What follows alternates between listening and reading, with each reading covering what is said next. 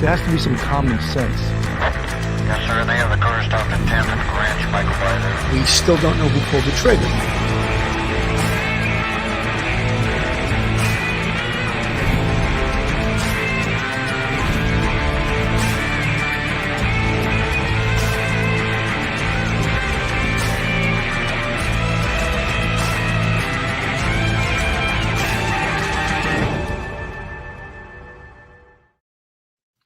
Hello, everyone, and welcome to Police Off the Cuff Real Crime Stories.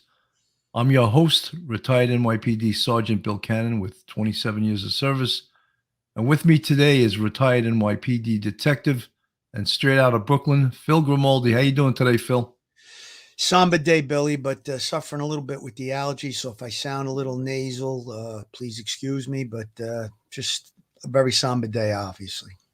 You know, Phil, yesterday when we heard about this, and I remember where I was years ago when Sandy Hook occurred, and those 20, I think they were like second graders, or not even that. They were like 5 and 6 year olds were slaughtered inside Sandy Hook Elementary School. And I swore that could never happen again, that was just such an aberration. And here we are in 2022, and this happens again in another state, in Texas. Horrendous. That somehow, you know, the term active shooter is in everyone's vocabulary. Everyone knows what an active shooter is. You know, it's someone that goes to a location for no other purpose than just to kill people. And the active shooter doesn't stop until he's stopped either by police, he surrenders, or he kills himself. That happens to be what occurs in these instances.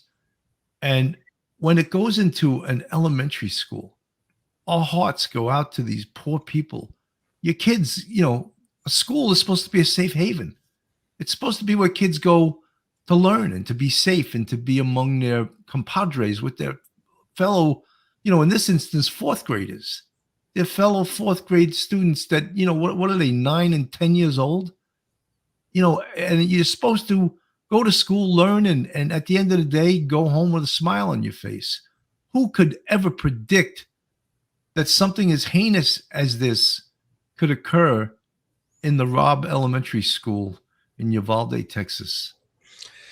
Billy, I just got to tell you, I don't want to get, you know, other than condolences for the families and everything like that. There's a question, and it's really bugging me.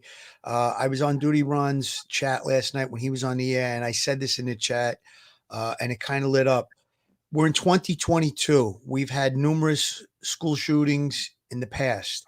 How does this shooter get into an unlocked door of the school? It's really bothering me.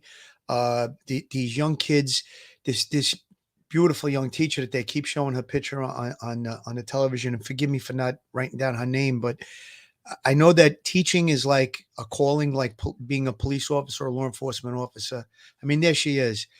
This is a calling. You don't become a teacher and you know, for a paycheck. You do it because it's a calling. You want to do it. She gave her life for these children, and it's just so sad. And to think that in 2022, we don't have fortified security doors in a school.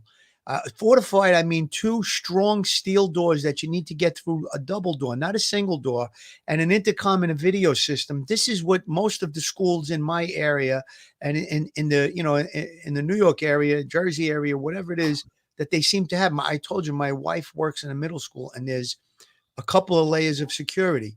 And then we need to have someone armed with a firearm to prevent something like this from happening in these schools. Now, I know there's a lot of people that are against it, but the only thing that's going to stop a maniac on a rampage is equal force. Well, Phil, I think if they know that there's armed security at the location, they'll think twice. By the way, this woman, who a picture of her is on the screen, her name is Eva Morales. Thank you, Billy. And she's a teacher for 17 years in that school.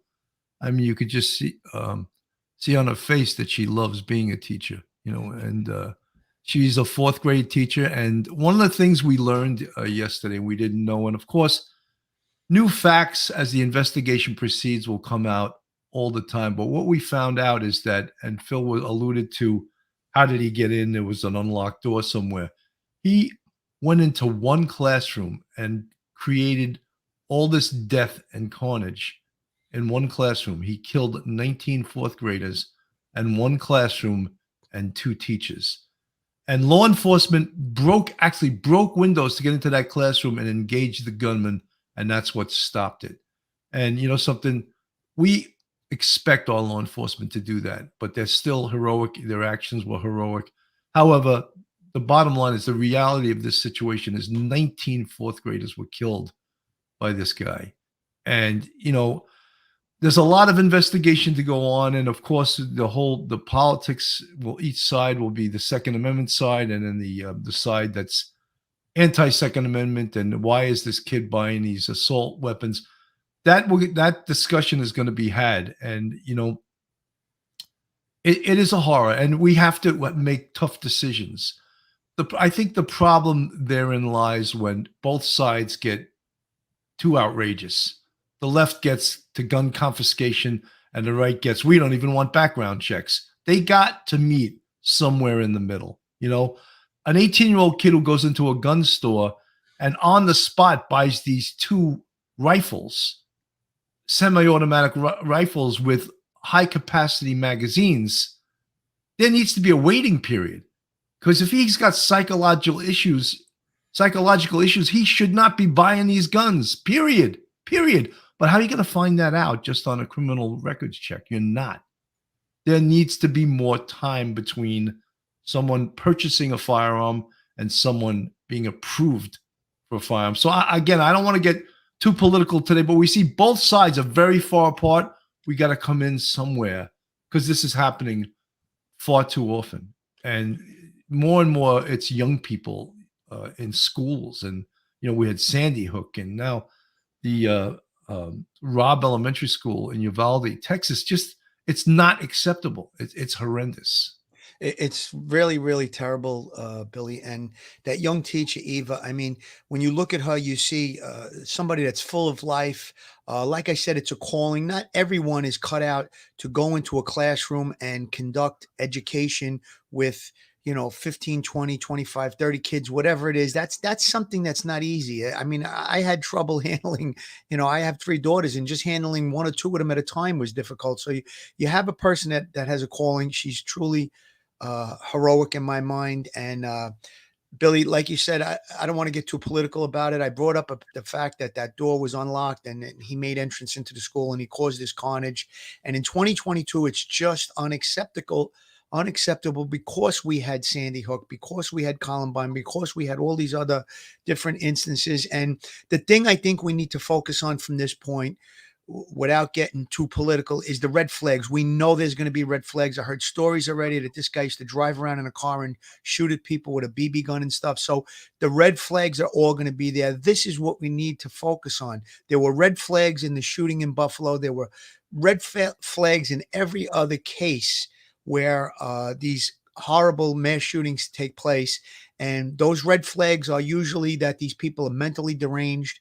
And that's what we need to focus on. And there has to be a system in place where a person, like in the Buffalo case, where he was coming to school dressed in some type of a hazmat uniform, and he's obviously taken out of the school, and he's under evaluation for 30-something hours. It was 38 hours or something like that. And then he's released, and then he goes out and buys a gun, and he does this carnage. How can that happen? That's what we have to work on. That has to be stopped, and there has to be a way that we can address that. And like you say, red flags. Let's just play this ABC News' take on what occurred. They were on the scene. They have some inside information that we don't have at this point. Let's hear what they have to say. New details about the gunman and the safe security measures in the Uvalde School District. Our chief national correspondent, Matt Gutman, is outside the gunman's home. Good morning, Matt.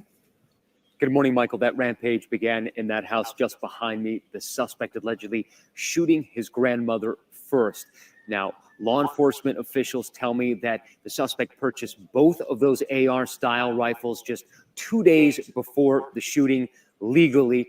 The investigation now focusing on whether he had accomplices and whether this was pre-planned in any ways, and how the suspect managed to slip through all of the guardrails in place in this community meant to stop an attack just like this.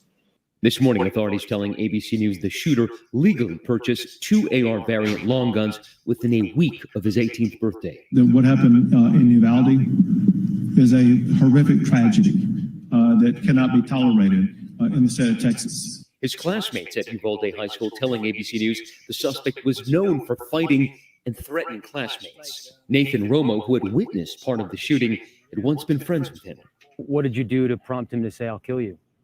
Nothing. I used to be his friend, but then I told him that I was going to start being his friend no more because he was being weird with not only me, but a lot of other people. Several classmates telling us the suspect rarely went to school, and when he did, he sometimes frightened students like Ureli Vasquez. He had scars on his face, and I remember somebody asking him, what happened? Are you okay? Because he showed up to school with them, and he just straight out told them, with a smile, I did it myself because I like how it looks. Vasquez had also worked with him at a restaurant. Now, investigators working to determine how and when the gunman assembled his arsenal, which included AR-15s, body armor, and numerous magazines. So what we do know, when he did make entry into the school and he was shooting children and adults and teachers, we did have several police officers that made entry and actually were met with gunfire by the suspect. Authorities saying he shot his grandmother before he headed to Robb Elementary School and unleashed that deadly assault. That school, part of a district with robust security measures in place, including lockdown protocols, threat assessment teams, and a digital program to monitor social media threats.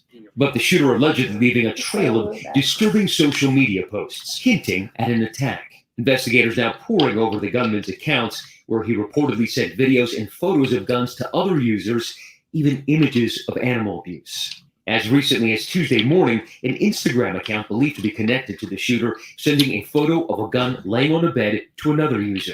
Law enforcement also reviewing screenshots of messages the suspect allegedly sent a different Instagram user, tagging them in an image of firearms. And then the day before the shooting, the gunman also reportedly saying on the platform Yubo, "Wait till tomorrow." Now a community searching for answers. And I just spoke with the suspect's grandfather, who said he had no idea his grandson had those guns in the house. The grandfather saying he's a felon, so it's illegal for him to have those weapons in. If he had known it, he would have turned him in. He also says his grandson didn't have a license to drive, couldn't drive, and he wonders who took him to purchase those weapons and whether he was able even to practice on them. Robin. Many of us are wondering that. All right, Matt, thank you. So here, there you go. There's numerous red flags, and we're not maybe we're not acting upon them quickly enough. And I say we because it's up to everyone. That whole adage: you see something, say something. Other kids, maybe he should have been reported to the authorities. I mean, he showed some real aberrant behavior. Torturing animals, killing animals, that's a sign of a serial killer, besides other things. Taking pictures of firearms and posting them on social media, that's a warning sign too, I believe. How about the wait till tomorrow posting? I mean, that right there, that's like a major red flag. He's posting a picture of a gun and saying, "Wait till tomorrow." What do you think that means? Come on. No, 100%. But, Phil, one of the things that we also have to realize is how many kids in schools are exhibiting antisocial type behavior. There's probably could be 50, could be hundreds. So what do we act upon? We need to be trained as school teachers, as coaches, people that work in the school, to recognize these warning signs so that we can do something about them. And I think that these warning signs have to be acted upon. They can't just be noted. Let me make note. This guy posted a picture of a gun on a social media site. No, there has to be some kind of action to the action that this person does. One of the actions that I'm going to suggest is this. Now, an 18-year-old walks into a gun shop and is able to purchase 2 high-powered, high-capacity rifles. Where's the safety course? Number one, a safety course is something that, you go for a driver's license, you have to take a 6-hour class, you have to go for lessons, all of those things. That needs to be implemented immediately. You want a firearm? Sure. Now, while you're doing that, the person that's given the safety course, they may pick up on a red flag that somebody's just hell bent on, trying to kill people. Or, I mean, when you look at the terrorist attacks of 9/11, the terrorists that took over the planes, they only wanted to learn how to fly planes, get them up in the air. They didn't care about landing. That was a red flag there. So same thing here. If you have, okay, you want to come into a store, you put your name down, you want to purchase 2 firearms, we'll put them on the side for you. Now you got to go for your safety course. No, You that's have what to we were do- talking about before. We were talking about waiting periods. There needs to be waiting periods so a proper background check can be conducted on anyone buying a firearm. Obviously, if you're law enforcement, you've already been cleared. Right. But if you're coming in a civilian off the street, you have apparently you have a clean record. They still need to do further checks.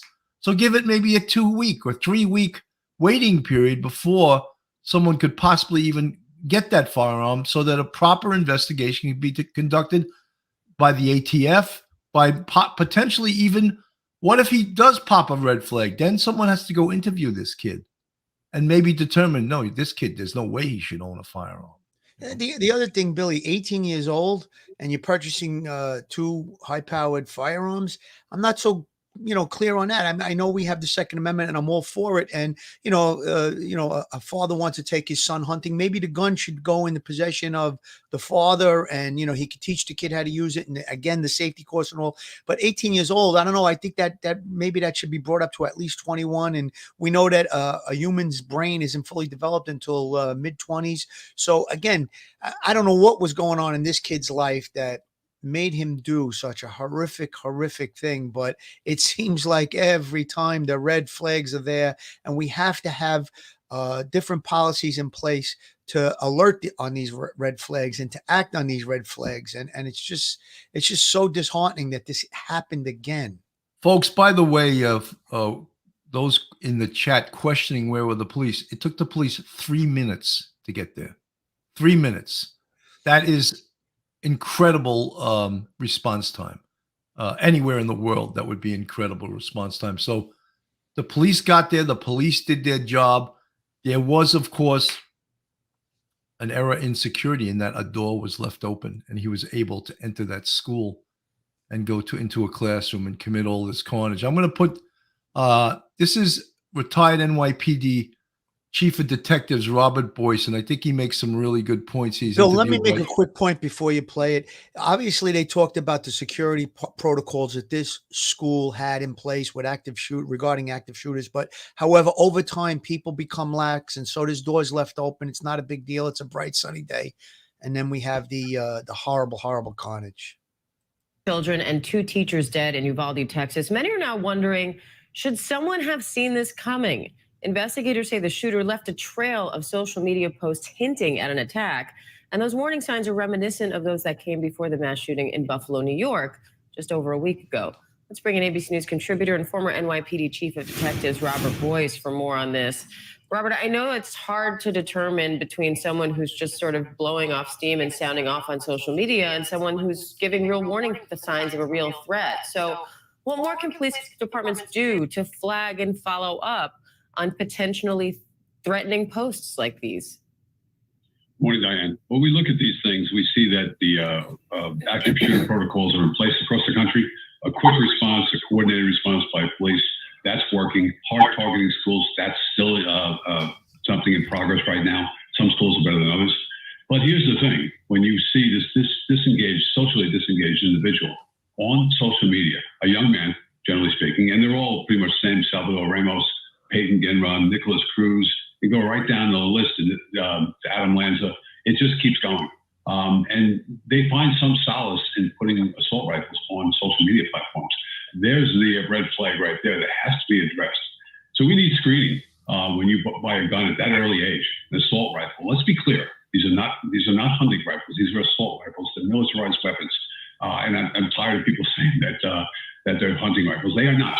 They're assault rifles and bought for that purpose with large clips. So when you see these things, we're not doing enough. Clearly, that intersection, mental health and gun availability, that has to be addressed because more people are going to die unless we do something about that. But it takes political will, and I don't see it right now. So, what are law enforcement officers looking for in these social media posts right now, and messages from the suspect here? Well, each time you see that the friends talk about him in school, say that he acted strangely. But when you post guns on social media, especially assault rifles, clearly someone has to make a phone call and someone has to go over there and get involved with the parents, if at all possible. They may not even know. These individuals are also buying body armor. Another clear sign, and they're putting that up on video sites as well, social media sites. So these things have to be addressed immediately. Get the police involved and get them some help. I want to ask about the body armor part, because we saw that in Buffalo as well. In both cases, there was security there, and yet body armor became a factor in being able to take this person out. So how do you counter that? Well, so we have exposed body armor, and so that's a clear sign that they're going into battle. And so when you see that someone owning that, that's what that's for, and it changes your ability to terminate that encounter when you see exposed body armor. So that's taken into account as well. We have training for that. Robert Boyce, always great to have you, Robert. Thank you. So one of the things he raised, I think that, I know that when I was my last 10 years on the NYPD, I was in homicide. We used the internet a great deal against defendants. When we had someone identified for a specific crime, we would pull up their social media site and see what they were posting. Many times they would admit to crimes on social media. Many times we would secure photographs of the perpetrator. We may not have had a photograph. We got it from social media. Perfectly legit, because if someone's posting it up there, then they obviously are giving permission for their photo to be out there. So we would use it in investigations. In the same way, law enforcement needs to monitor, let's call it the dark web, which this is. They need to monitor the behavior of people, would-be active shooters. And when they see these red flags, they need to move in. They need to conduct an investigation, because the warnings were here. In this instance, the warnings have been in other active shooters, have been on the dark web, on the internet. It's funny, they censor a lot of things on Facebook and other places. However, you see this craziness is going on and it's not censored. I'm baffled by that. Chief Boyce made some really great points in that interview. He talked about the intersection of mental health and firearms. That's one of the big things that really has to be looked at. One of the other things that he brought up, the fact that he was able to get this weapon at this age. I think he talked about several of the other shooters. They were all around 18 years old. I think that the age limit needs to be raised. That's one of the other concerns that I have on this. I don't think that there's going to be a lot of pushback in political circles to raise the age of a person to obtain a firearm. I mean, years ago, you could walk into a bar at 18 years old and get a drink. With all the drunk driving deaths that occurred, they raised the drinking age pretty much across the nation to 21 years old. So I think we have to look at that. There's so many other things that can be looked at here, but mental health is the definite commonality in all of these mass shootings. The persons that exhibit these behaviors and cause this carnage, every one of them have mental health issues. And I think that's really the focus of one of the points that the chief brought up that I think really has to be looked at. Vagrant Loafer in the chat, I'm going to address what you just said. How is this a police channel and you wanting to intervene before a crime is committed? By intervening, I mean go talk to this person. If that's too much intervention for you, then maybe you shouldn't be on this channel. Because intervening, I didn't say arrest him. Go talk to him. Why are you posting guns on your site? Do you own any guns? No one said you're going to infringe on his rights. You're allowed to talk to anyone you want to. And if you can prevent a tragedy like this by going to talk to someone, then go do it.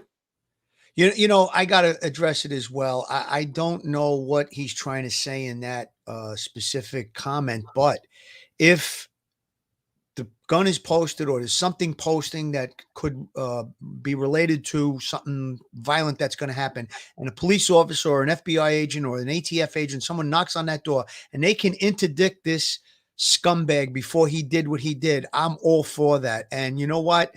I don't know what he was trying to say there, but we have to do everything in our power to prevent this kind of carnage. Little children at school, a safe space in their world, a school where you go there to learn and to have fun and to playing games and become a successful individual in the human race. And these kids were slaughtered. So whatever it takes. And if somebody posts something on social media, like a picture of a gun and says, wait till tomorrow, I think the immediate intervention needs to be done on that person. Folks, this is Police Off the Cuff, Real Crime Stories. We give our point of view from a police perspective.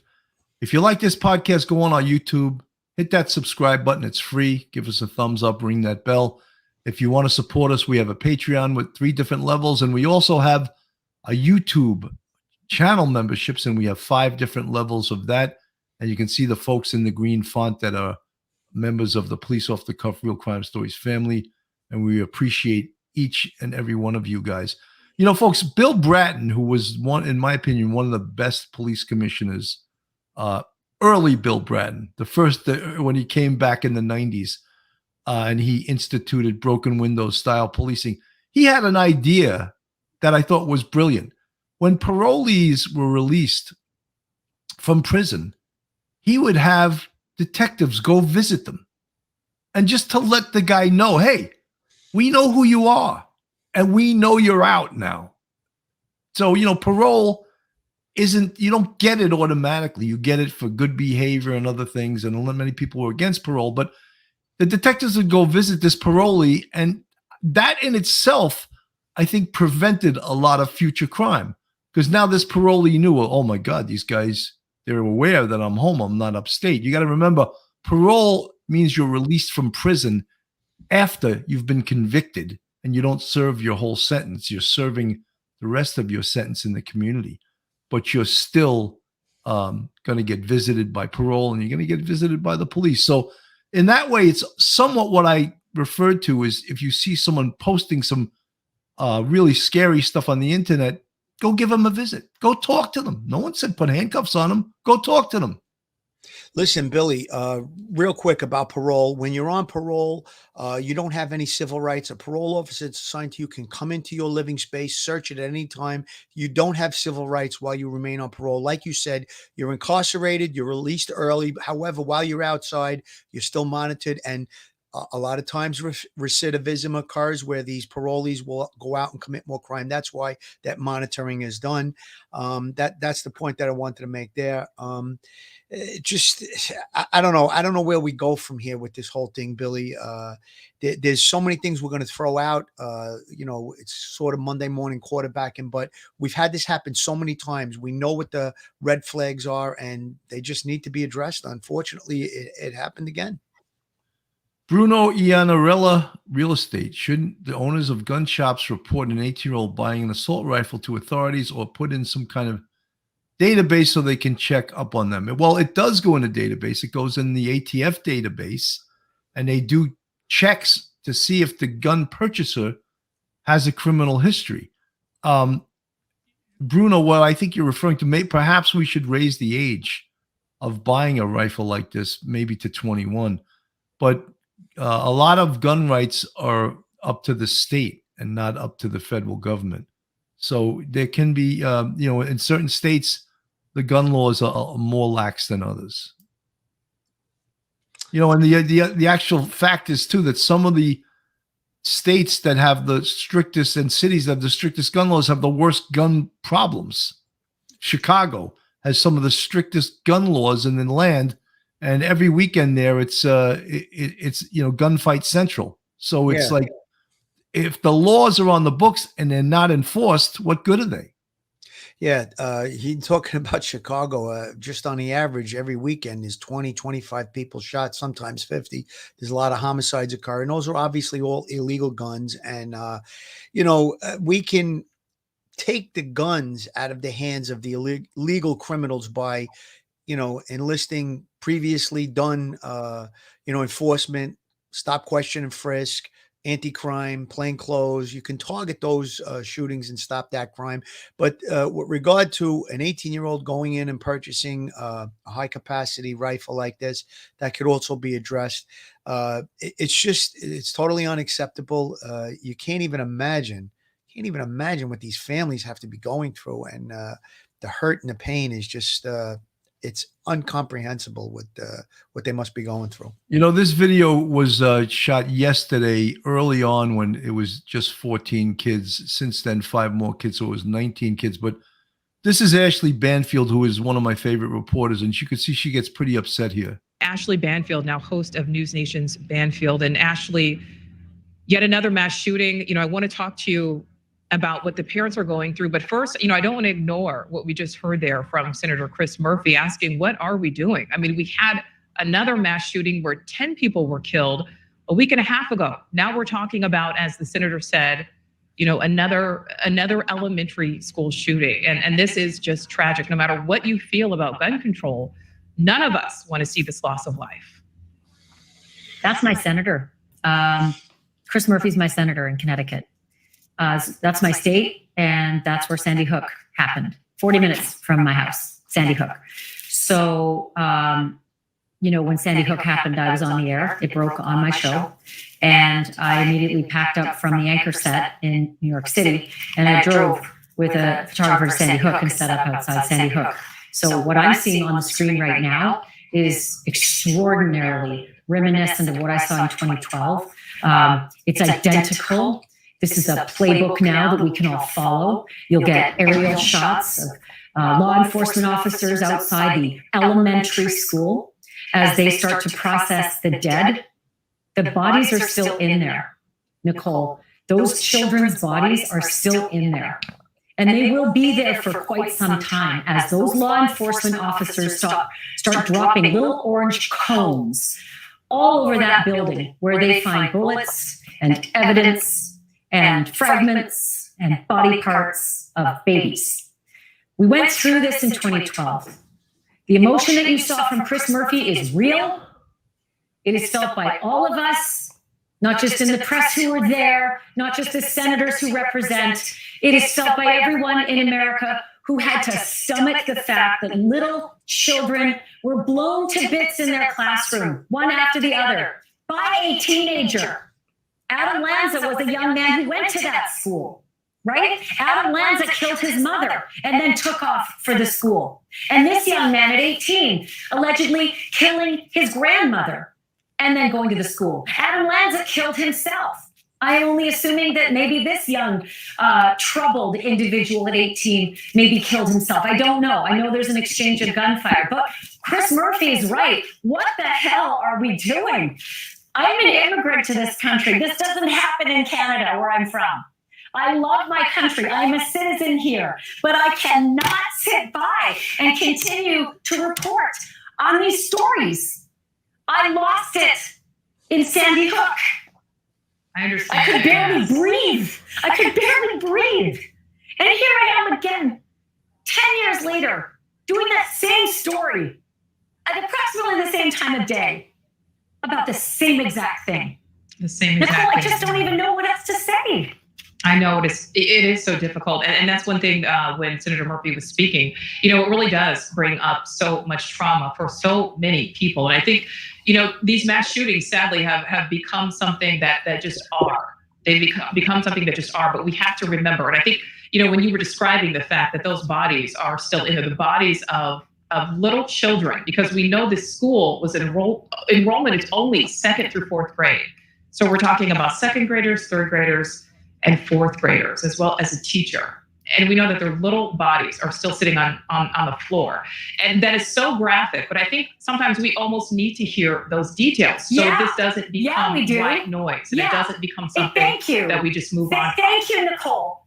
Thank you for saying that, because one after another, we're becoming really sanitized to there's that news story again, another shooting.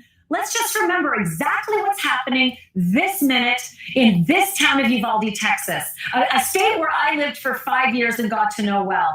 There are little children's torn apart bodies. And I am sorry for being real here, but you can't just look at your television right now and say, how sad, another shooting. It's not just another shooting. It's another Sandy Hook. It's another catastrophe. You could say it's another 9/11. I mean, how much more are we going to take of this until we actually do something? And I just want to state something here that may have gone by very quickly. Allie, who was reporting earlier, Nicole, mentioned that law enforcement told her that the girlfriend of this shooter had said to law enforcement that she was going to finish the job. That's an investigation that's probably happening right now, because who knows if this is just this one shooter, or if this was a cabal or a plan, or maybe a pair, or maybe a movement, or maybe a political idea. Right. Who knows what it was, but we've got to find out. And then we've got to take some kind of action. Republicans, Democrats alike, wake the hell up. This just has got to stop. It really does. And Ashley, I know that you are a mom. I want to talk about the parents in all this, because this is truly a parent's absolute worst nightmare. Of course, they have a staging, away from the school, but I think every frightened, panicked parent is going to immediately come to the school. How do you talk to your kids when something like this happens? Yeah, I think we all have to talk the same way. It doesn't even matter that I was 40 minutes away from Sandy Hook. I had to drive by my own kids' elementary school to go and report on Sandy Hook. And that was hard, because they were all locked down, and I wanted to stop and ensure that they were okay. But this is an American story. This is not just a Uvalde story. This is not a Texas story. This is an American story. And every parent has to sit down and talk to their kids about what's blanketing the news, not just today, but it's going to be tomorrow and the next day and for several weeks, because this is a headline that just doesn't go away very quickly. And I don't know. I mean, I did what I could. I tried to tell my kids the reality that we're living in without terrifying them and destroying them. But how much reality can you impart on your kids without making sure that this reality isn't going to ruin them? Right. It's a really hard dance to try to navigate with these children, but they've got to be aware. There's nothing more these kids can do that we haven't already done. We've made, doors bulletproof, but Alan reported that her witness said that he saw the shooter go around to a window. Well, how many bulletproof windows can you put into schools all over America? You can't. You've got to get to the root problem. There's no more bubble wrapping or Kevlar wrapping that we can do with schools and children. We've just got to stop this insanity, this gun violence, this teen angst, the terror that these teenagers are going through, and then the availability that they can do something about it with a weapon. And like you said, Ashley, this really is an American problem. It appears to be uniquely American. I mean, right now we were talking about Uvalde, Texas, a week and a half ago. We were talking across the country to the Northeast in Buffalo, New York. We have really reported these mass shootings all over the country. And as you said, sadly, it's the same scene pretty much every time. Fill in maybe minor details that are different. So in this situation, talk to us about the investigation. I know that you said that you were on the scene at Sandy Hook when this happened in 2011. Very similar scenes, sadly. But talk about the investigation, where it stands right now, because of course this is such an immense. Phil, one of the things that, is it just keeps reoccurring is, of course, is gun control versus the Second Amendment. And I'm an advocate of the Second Amendment, but I also accept reasonable gun control. And if you can prevent an 18-year-old kid from buying one of these weapons, I think it should be done, because we have to protect little children. We really do. We have to protect kids in schools. We have to protect people in workplaces. That Las Vegas shooting years ago where the guy shot and killed 58 people. I mean, when you think of that, how is that possible to do that in this country? So when you hear people I think part of the problem is both sides don't want to give in at all.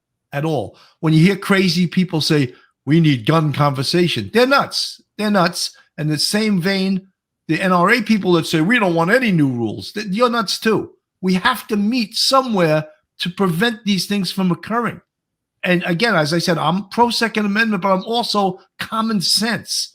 and I don't like to see fourth graders slaughtered in their classrooms. First thing I'd like to say, I want to echo Ashley Banfield's passion regarding this situation. I can't agree with her more. She is very, very close to it.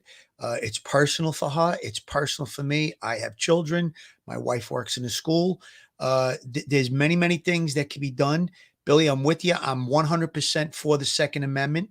However, there needs to be some common sense. You use the word common sense solutions to this problem. We can't just allow an 18-year-old to walk into a gun store and buy high-powered rifles without any training or anything like that. I brought up driving.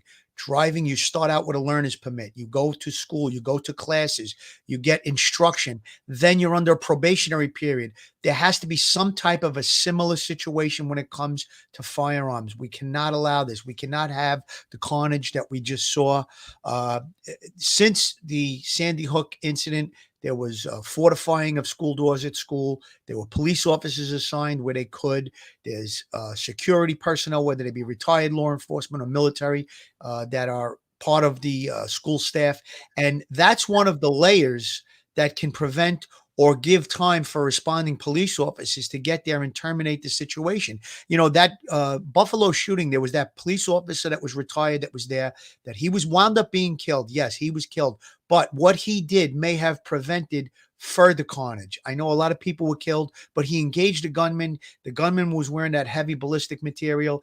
The bullets didn't penetrate. He was killed, but that may have, those few seconds, maybe 30 seconds, whatever it was, that gunman had to stop, reload, that probably saved lives. There's different layers of security that can be implemented, and every school is given the opportunity to do these things. That has to be priority number one. I know learning is the priority when you're in a school, but shouldn't safety come before anything, especially with our precious little children? Absolutely. Janice Martin, people also need to look at the difference in the 70s and earlier compared to today.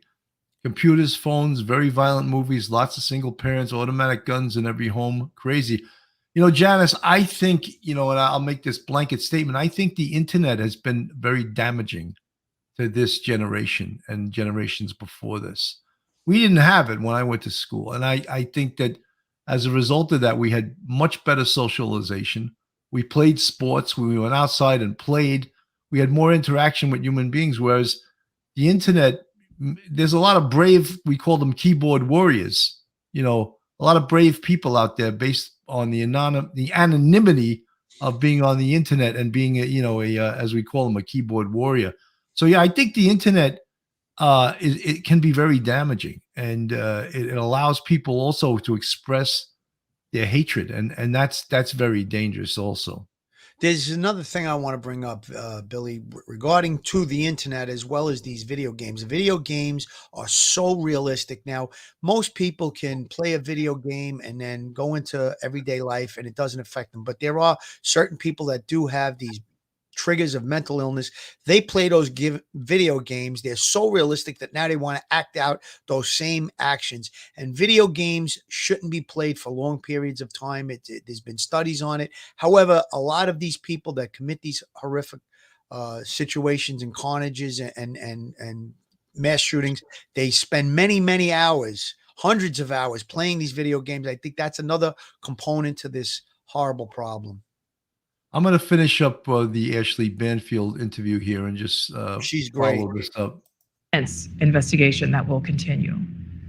Yeah, so it will take some time. And the horror that I'm just thinking about right now is the offsite location where all of the parents of all of those children who go to that elementary school are waiting to find out if they'll be reunited with their children. And one by one, I remember it like it was yesterday, Nicole, but the parents that got word that they were not going to be reunited with their children, they watched all the other parents get notified and then leave that family reunification center. And they just kept waiting for their turn. And as that crowd got thinner and thinner, actually, that gives me goosebumps. And I don't have children, but just thinking of, as you see the crowd get smaller, and your absolute worst fears realized. Yeah, they described it in detail, and I'm glad they did, because everybody needs to know what's going on behind the scenes, right? It's not just a news story on cable today. It's someone's hell, and it's a lot of people's hell today. But Actually, they waited for their turn, and ultimately realized, it took hours and hours of this hell for these parents to go before finally the tens and tens of people finally in that center were left and got their good news. And then eventually, the new reality for the Sandy Hook parents set in, and that was that they were going to live their lives now with a horrifying new normal and try to change this for the rest of the country. And I can only imagine what they're thinking right now as they see, I guess, what we've gone through in vain, because all these parents are going to go through the exact same thing again. And actually talk about that. I know that you have interviewed so many people. I know that you spoke with a first responder who had to make that horrible, horrible notification. There were so many of them, right? Like, this was just huge. I got to be honest, I think the worst moment I went through, other than those first few hours at Sandy Hook, was watching a few days later as a collection of hearses drove through the center of town with tiny caskets in them. You could see it. It was almost like it was a movie. It didn't seem real. These hearses, one after another, and everybody, all the media, all of us who were gathered, just fell absolutely silent from this image of these little coffins going by in these hearses. You could see the coffins through the window. And it was a parade of horrible, right? A parade of horribles, one after the other. We were never let inside that school. That they razed the school, they demolished that school. My thought is that likely this school will ultimately be demolished as well. There's just so many things that these people are about to go through that the Sandy Hook parents can literally write the playbook for them, but they shouldn't have to. They shouldn't. And it only gets worse. And I've been to the funeral of a child, and I can tell you it is one of the worst things seeing that little casket.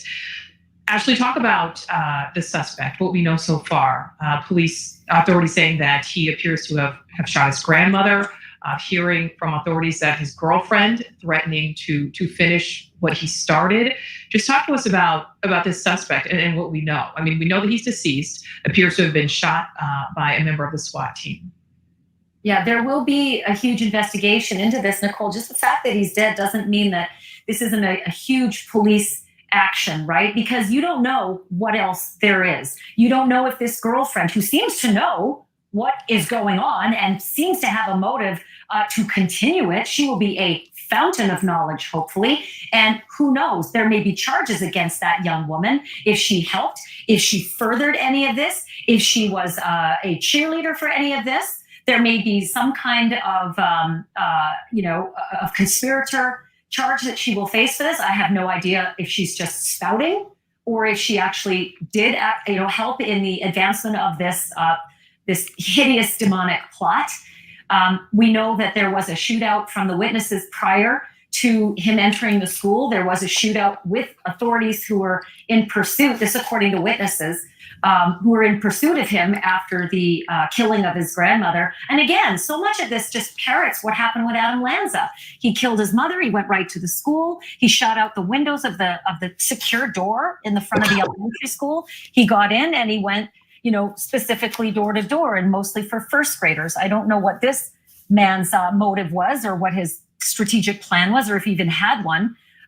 But there will be an investigation of every single aspect of his life, every single person he's spoken to, every friend of his, every family member, if there are any left. And they will try to figure out a number of things. Did anyone sell those guns illegally? Was anybody else responsible for this? Did anybody contribute to the mass murder of these children in any way, even if it was encouragement? Right. Because we know through Michelle Carter, encouragement matters. So well, Ashley, that's where this is going. Absolutely. Please, Ashley, stick around. Well, folks, that was one of the most heartfelt reports I've seen by any reporter probably in my lifetime.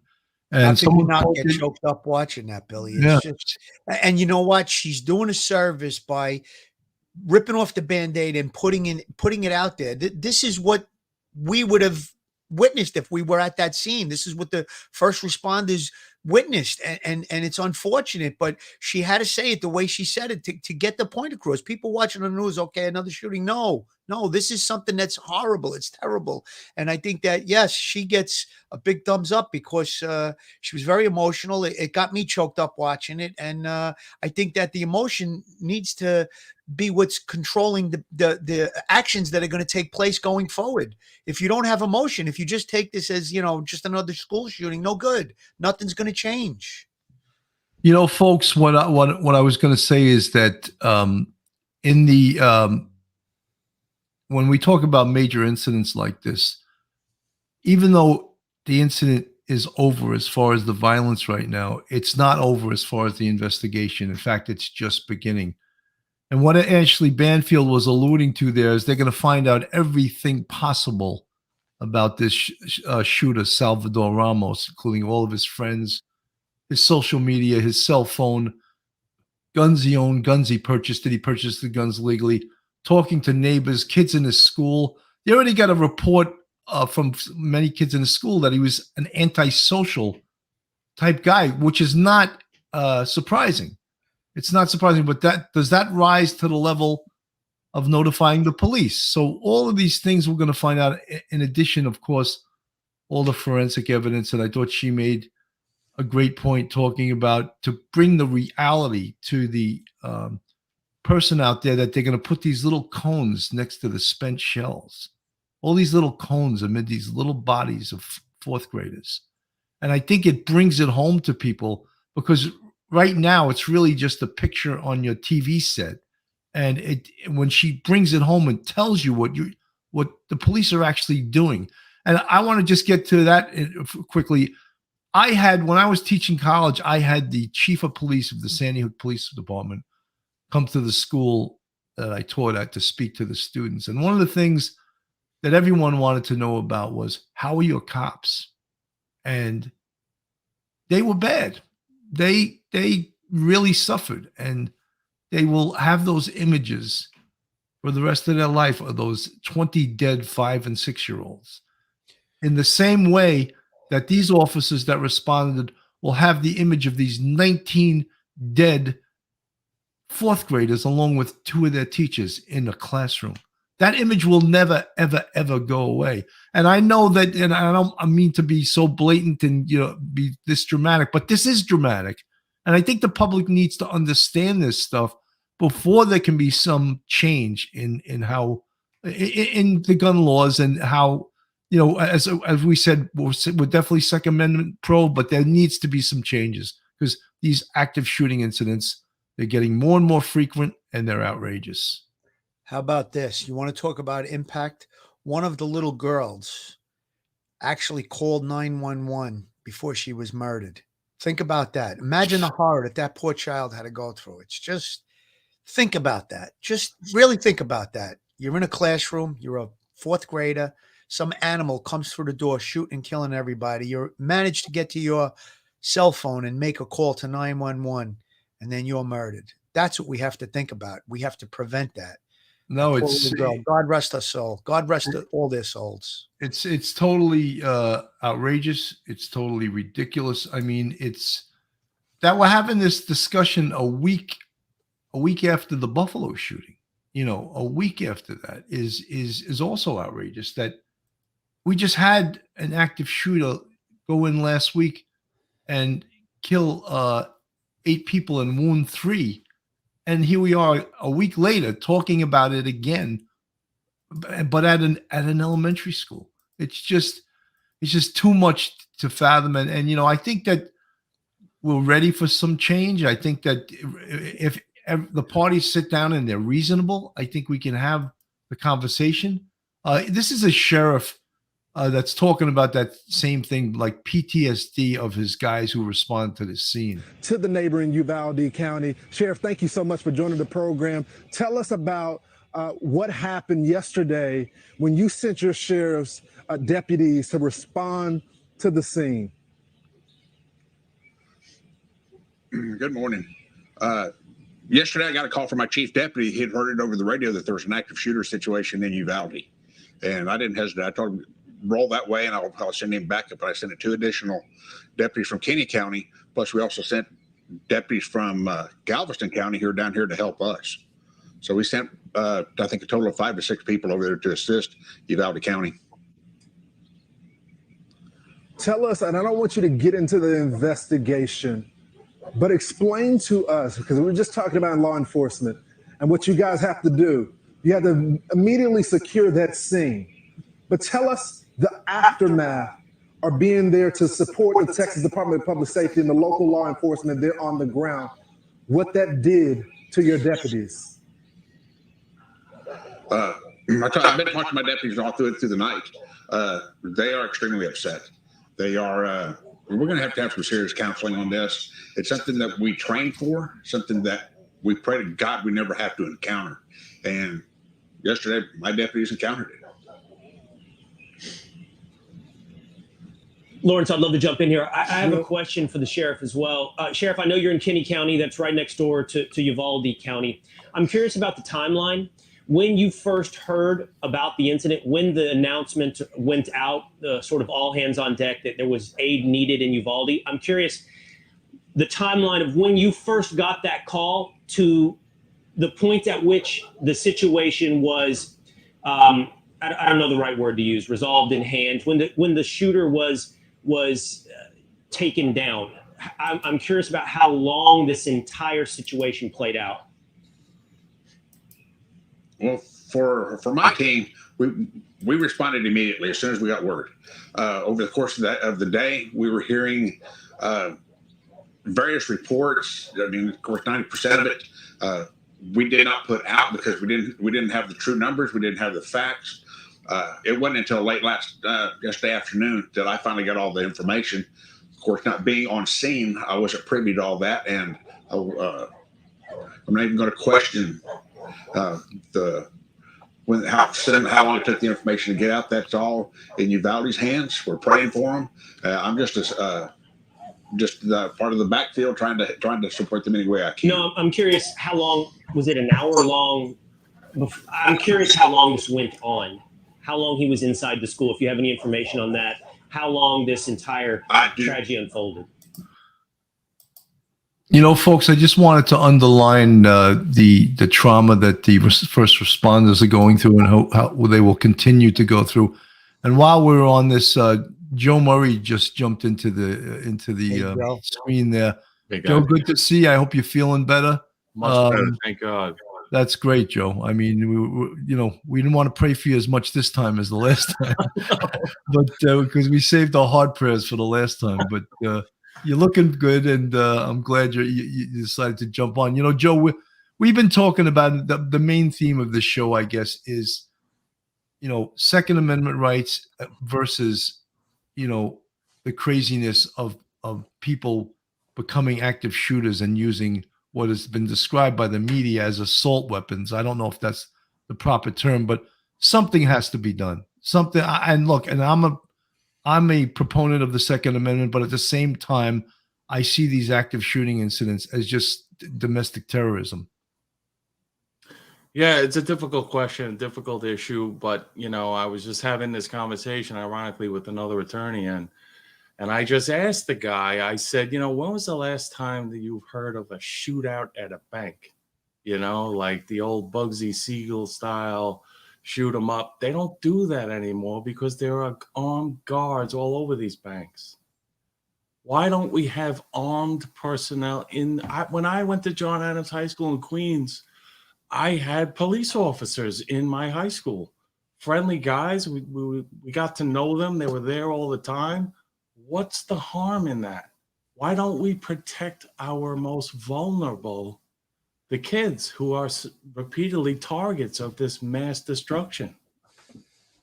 That's a problem I have, because I hear it already, the call to ban and restrict. And I love this term that I hear floating around, universal background checks. Does anyone know what that means? How do you do a universal background check of someone?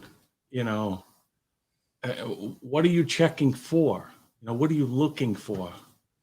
Have you ever posted some manifesto about the way life should, like, what is the background checking for? Well, Joe, I had just suggested earlier though that before you can buy a high-powered rifle like that, that there be a waiting period so that the proper investigative background check can be conducted.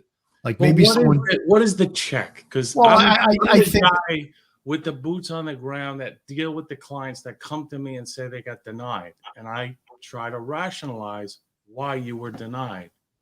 And well, a criminal background check, no, Joe? And then I suggested, and Bill kind of agreed with me, that some type of a safety course. I mean, you get a driver's license, you have to go through all the stages, learner's permit, 6-hour class, driving lessons. So the same thing, and then definitely raise the age. An 18-year-old should not be allowed to walk into a gun store and purchase 2 high-powered rifles and walk out with them in the same day. I mean, that's just ridiculous in and of itself.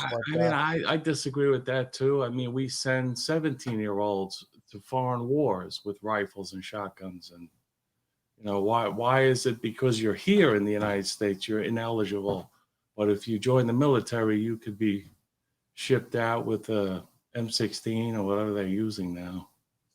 Joe, I think you've sort of underlined how complicated this issue is. It's very complicated. I agree. And people that are not from this country, they don't understand it. Because it's in our Constitution. The right to keep and bear arms is held very dear to most Americans. But however, it's, I think there has to be some common sense, but that's where the problem lies. When you get politicians involved, common sense goes out the window, and all they care about is their own selfish motives and appealing to their base. You're trying to put the whole country into a one-size-fits-all model. Good point, Joe. It doesn't work that way. Good point. An 18-year-old here in New York City has no need for a gun, but an 18-year-old in Texas or Montana, whatever, maybe they do have a need or a desire, or it's more part of the community that, people do shoot and go to ranges and hunt and stuff. We don't do that here. So I get it why it's less permissible here, but in other communities you can't restrict them by. So it's part of my pushback against the all-powerful federal government. I can't stand it. They constantly stick their hands where they don't belong. The Constitution never allowed it, but they perverted things like the Commerce Clause to allow them into our local criminal law and stuff like that. They have no business. It's our right, our legal representatives, our elected representatives that we vote for, that we tell them what we want on the books and the laws. And we still may not agree, but at least it's locally controlled. And if we do away with that, we end up with this mess of a election, a government that does not represent us and our interests. That's why we have this dual sovereignty. The main issues, defense, the economy, foreign trade, treaties, stuff, the main issues the federal government should be in control of. The rest should be locally controlled. And that's what you're going to see out of this Supreme Court and all of these conservative justices that President Trump appointed. This whole Roe v. Wade thing, this was long overdue. They invented this right to abortion. 9 unelected lawyers in the Supreme Court invented it. It's never meant to be a federal right. It's local control, and that's what Joe. I want to stay. I sort of want to stay on the whole gun issue. And Milwaukee Civilian says Joe Murray's emphasizing the question that none of us really can answer: what is the proper balance between freedom and security? And I think Milwaukee Civilian made a great point with that, and I think that's what you are trying to emphasize. And I spoke earlier about the fact that each side doesn't want to give in at all. You got one side saying we want gun confiscation. That's never ever going to happen, and the other side doesn't want to give in at all and doesn't want background checks. They have to meet somewhere and make an agreement. And you always hear we want common sense gun reform. But then when politicians meet, common sense goes out the window. That's one of the problems. But be careful, though. Be careful because, I keep emphasizing, what does it mean, background check? First of all, you're talking about the government invasion of your privacy, because we're not just talking about a criminal background check. I don't think that's what they're talking about. They want to go even further. So where are they going? They're now going into your medical records that we all now have electronic medical records. They're going to look to see if you had some kind of psychological issue with the doctor. Like, how much privacy are we have to give up to the all-powerful federal government, only hoping that they're going to use it for the stated purpose and not abuse it? I don't trust the government. I don't trust them with half the stuff they have that we should retain. But to now just throw that word out, background checks, what does it mean? What rights do I have to give up now for this purpose and this freedom and privacy that I have to give up to the government? And we know how the government abuses it, especially politically. Look what they did. It's finally coming out now, this trial with Sussman. And, it's just horrendous. And I be careful, Bill. I know your heart's in the right place. Background check. Joe, Good.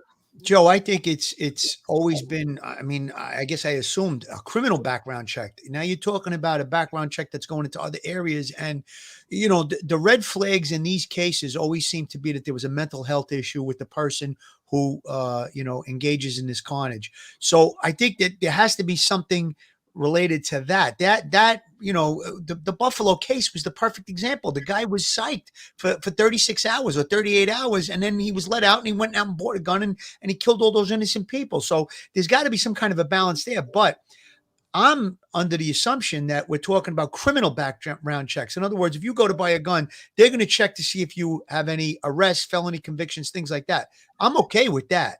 But as far as, going to the next level, obviously there's been abuses in the past with the government, with surveillance and different things they did for different reasons related to the Patriot Act and all of that. I'm with you on that, Joe. But I think that you cannot walk into a gun store and not have a criminal background check done on you. It's just, I'm sorry, that has to be. You have to have a criminal, whether it's local, federal, state, whatever it is.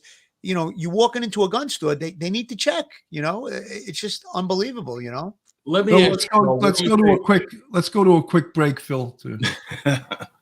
Here we go with Joe, president in the house. Joe Murray, attorney at law. Have you found yourself in a jam? Are you in need of legal counsel in the New York area? Do you need a victim's advocate? Well, Joe Murray is your man. He's not only an experienced trial attorney, he's also a retired 15-year member of the NYPD. He literally knows both sides of the fence. His website is jmurray-law.com. His telephone number is 646-838-1702, or you could email Joe at jmurray-law.com. Looking for a vacation oasis? The Comfort Inn Oceanside in sunny Deerfield Beach, Florida has you covered. Take a dip in the outdoor heated pool with a water slide for the kids. Have a cocktail poolside or relax in the Oasis Courtyard Lounge. Just a short walk to the best restaurants in the Deerfield Beach International Fishing Pier. Soak up the sun, swim in the pristine blue ocean, or stroll along the famous beach. Maybe enjoy a sunset from a beachside restaurant. Guests enjoy a complimentary breakfast and fresh brewed coffee 24/7. If you mention Police Off the Cuff at booking, you'll receive a 20% discount. That's right, a 20% discount at booking. So book your stay today by calling 954-428-0650. Folks, we're not going to solve these problems on this show, but having an open discussion, I think is helpful. Again, this is heartbreaking, and we all remember Sandy Hook. It's close to the New York metropolitan area, and we all swore that would never happen again. Yet it's happening again, Joe. And that's look, we are all cops, man, and we've seen things like this, and it just. What is the solution to this? And I look, there is no one easy solution. There's no one cure-all for this, but we have to sit down and see if we can mitigate this situation. Yeah, and I think, part of the crime problem we're having now is people with mental health issues, aside from this shooting here and a couple of the others. We have to decide as government, our primary role as government, That's the social contract. We give up certain rights to allow government to protect us. What is government going to do? They can't just let these people run freely amongst society. You can't be on your way to a brunch and get shot for no reason and killed by some crazy person. I mean, that person should be removed from society. Now, what we do with them, whether it's hospitalizing them and what the standard is to be released, you know, I'm very compassionate. I don't want people to think I'm not compassionate. I am very compassionate, but I do believe in the fundamental freedoms that we enjoy here in this country, privacy that we enjoy, but also that there are certain minimum levels of safety and security that the government must facilitate. And that balance between, you know, your civil rights and the right for the government to protect its citizens is the difficult question that we have to answer. But I think we've seen, you know, in recent times how this mental illness thing, that $1 billion that was apparently stolen from the de Blasio administration that was supposed to address the mental health issues that we have in this city, that's now gone, evaporated. But we do need to look at how we protect society by addressing the mental health crisis that we're experiencing now on our streets. Joe, I just want to let people know what you were referring to. In New York City on Sunday, a gentleman was taking the train from Brooklyn into Manhattan to go to brunch, and someone unprovoked came up to him and shot him in the chest with a 9mm and killed him. That's what Joe was just referring to, with someone with a mental health problem that had a lengthy criminal history, yet he was still out on the street, despite robbery arrests, despite gun arrests, despite Open gun case, Billy. He had an open gun assault case. arrest. So that's what he's referring to. And I think it is important that our government protect us through enforcing the laws that are on the books. Writing new laws does no good if you're not going to enforce the law. If it's just written and it's not enforced, then what's the point of it? Well, that's the dysfunction we're having here, because we're electing as our chief law enforcement officers in each borough, we're electing people who are saying, we're not going to enforce the law. We're not going to prosecute. We're not going to incarcerate. There's this word, decarceration. We're going to let everyone go. That's the problem. The citizens have to get up and come to the ballot box and vote these people out. I ran for district attorney. I ran myself because I saw this nonsense that was being perpetuated, this decarceration and closing Rikers Island and disrespect for police officers. That's horrible. It horrified me, and I ran. I lost the election. But now when good people run and they can't get elected, okay, this is what you get. And now people have to wake up and say, you know what? This is not how we want to live, and we have the power to change it and vote for the right people. Great point, Joe. Great point. So, guys, listen, we're at almost an hour and 13 minutes. I want to wrap this up, folks. This is a conversation that's been going on for years, you know, Second Amendment versus gun control. But there are real ramifications to both sides of this issue, and we're not going to solve it on this show, or any other show is going to solve it. Politicians haven't been able to solve this this conundrum for years. Phil, with that said, last comments, last words. Last comments. I don't know what words there are. I've said thoughts and prayers. I don't think that's going to help these poor families. There's really nothing other than trying to change what's going to happen in the future. We highlighted many things about protocols that could be put into place. One of the specifics, like at my kids' high school and school where my wife works, police officers do stop in periodically, I guess in between calls or whatever. And when you see a uniformed police car outside of a school, that's a complete and total deterrent from someone entering and committing carnage. All the other things that we did highlight, that we talked about, securing the doors, fortifying doors, video surveillance with persons that come to the door, buzzers to let them in, armed, whether they be retired police officers, retired military, all the different things. And then one of the main factors that we talked about. The mental health issue in the country needs to be addressed. Again, I know I said it many times. Thoughts, prayers, condolences to those families, and it's horrific. And let's applaud the heroes in law enforcement that responded to that location. They terminated the shooter. Let's applaud them. And hopefully any of the first responders that go to that location, that went to that location or any of these locations, that they get the proper counseling and they're going to be okay. Joe, final words?